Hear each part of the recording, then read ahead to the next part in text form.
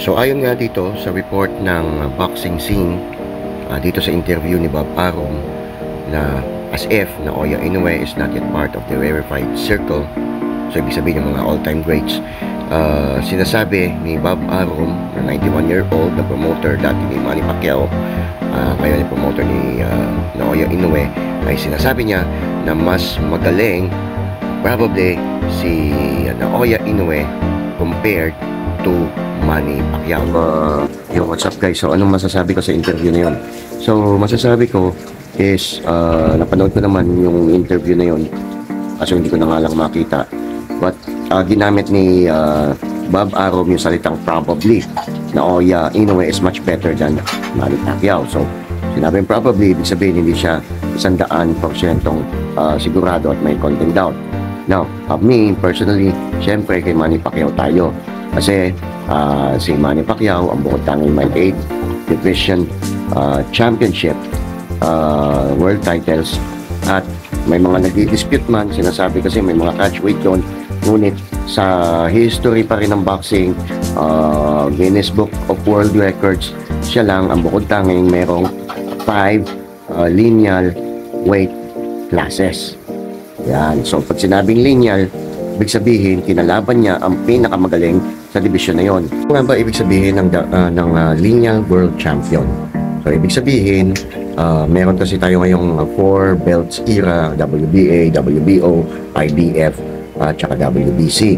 So pag hindi naglaban-laban yung mga champion sa isang division na yon, yung may mga hawak ng mga belt, yung apat na champion sa isang division na yon, is magboboto yung boxing experts and enthusiast ng sino ang magaling sa division na yon, yung may hawak ng Ring Magazine title. So yun ang nagawa ni Manny Pacquiao, although hindi siya naging undisputed champion dahil umaakyat siya ng timbang. Ang nakalaban niya naman sa 5 division is yung tinuturing ng mga boxing expert na pinakamagaling sa division na yon, and yon ay nasa Guinness Book of World Record na siya lang ang tanging merong nakalaban na 5 lineal world champion sa 5 magkakaibang division. So malayong-malayo pa si Naoya Inoue kung i-compare kay Manny Pacquiao. Siguro nasabi ni Bob Arum na mas magaling si Naoya Inoue when it comes to super bantamweight or bantamweight, kasi naging undisputed na nga si Naoya Inoue hindi lang isang beses kundi 2 beses. Ngunit sa aking pananaw, para sa akin si Naoya Inoue is lumalabas na parang spoon feeding yung nangyayari sa kanyang pagiging undisputed, diba? Kasi si Naoya Inoue, ang mga magagaling na kalaban ang dumadayo sa Japan, diba?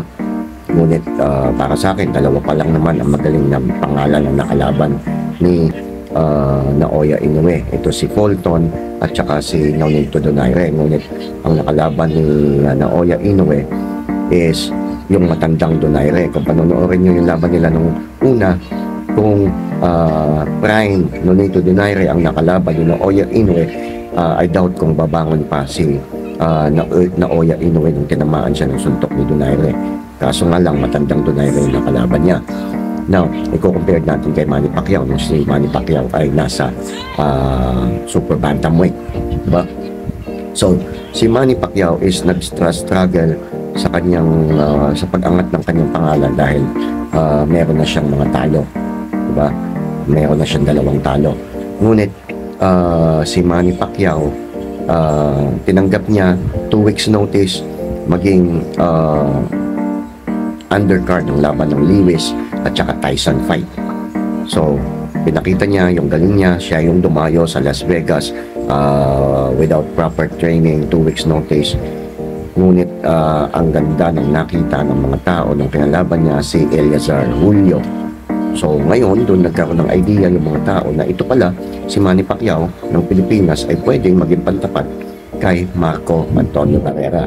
So yun nga nangyari nung tinapat siya sa 100 26 pounds kay Marco Antonio Barrera.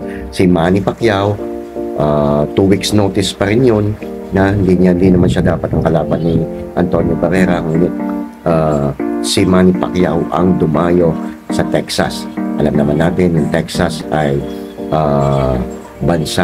state ng US na maraming Latin American, and si Marco Antonio Barrera is galing sa Mexico na isa sa mga Latin American country. So malamang underdog si Manny Pacquiao, pero ngunit siya ang dumadayo, and all over his career nung nasa mababang timbang si Pacquiao is siya talaga ang dumadayo.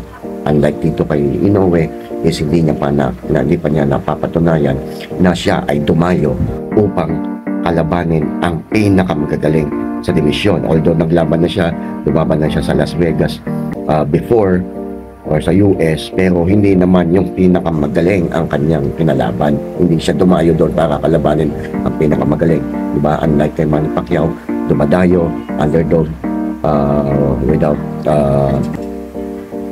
preparation, kinakalaban niya ang pinakamagaling sa division. So yun lang ang aking pananaw, and thank you for watching, and bye bye guys.